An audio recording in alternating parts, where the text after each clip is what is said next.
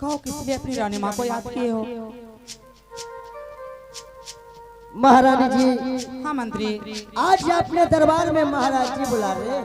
क्या अपने दरबार में मेरे स्वामी जी याद कर रहे हैं? हाँ महारानी जी। ठीक है मंत्री, चलो चलते हैं आज स्वामी जी के पास। ठीक है चलिए महाराज।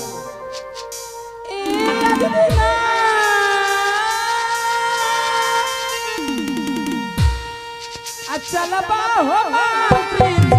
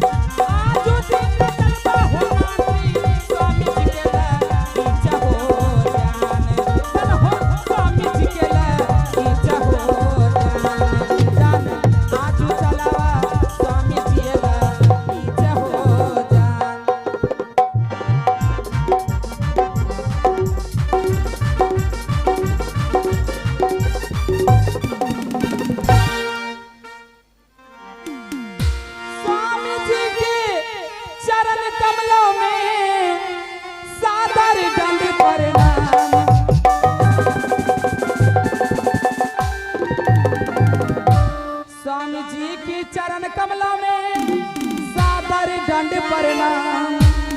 इसलिए याद की है स्वामी कहिए सारा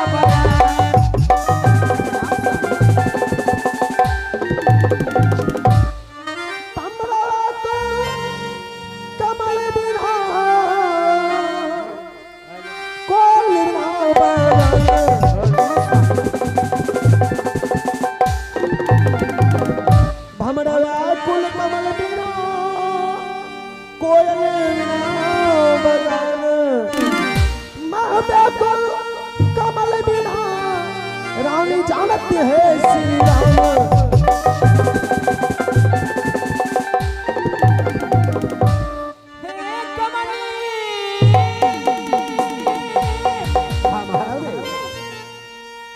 कराना है स्वामी जी क्यों नहीं महाराज।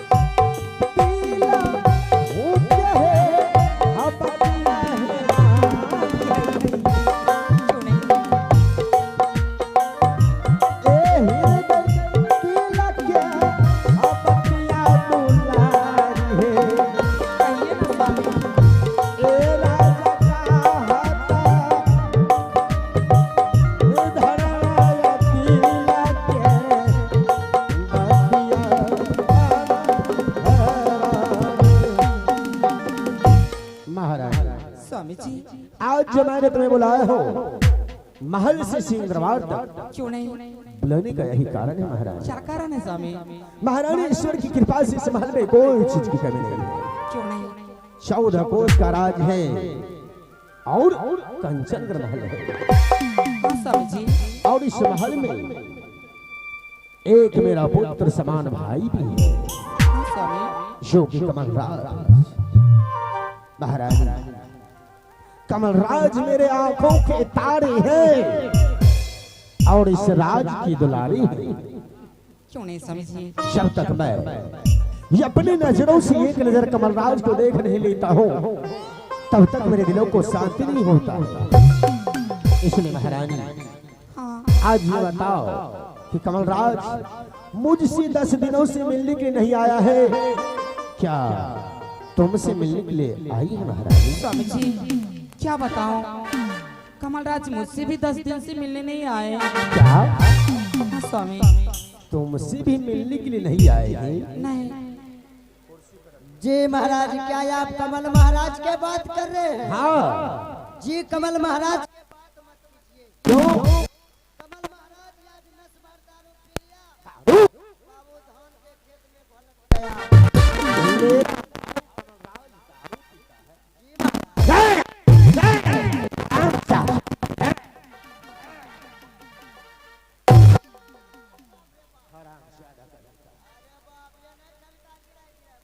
मेरा भाई कमलराज है और मुझे पता है अभी तक कमलराज अपनी जुबान पर दारू शराब का नाम भी नहीं लिया। हमरा बात का विश्वास नहीं, बिल्कुल नहीं है। मैंने कहिए हमें नोनियों भी हम झूठ बोली। हां झूठ ही बोल दो, अभी निकलता है तो। लेकिन महारानी स्वामी जी ये मंत्री जो शिकायत की अपने कमल के बारे में। हाँ महारानी, लेकिन कमल तो एक विद्यार्थी है, वो तो कड़ी परीक्षा के दौर में लगे हुए हैं। हाँ महारानी, इम्तिहान के समय नजदीक हो चुके हैं।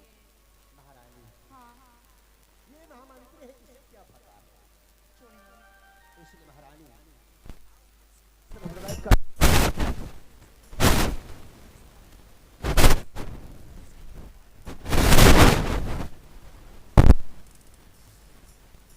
आप जाइए।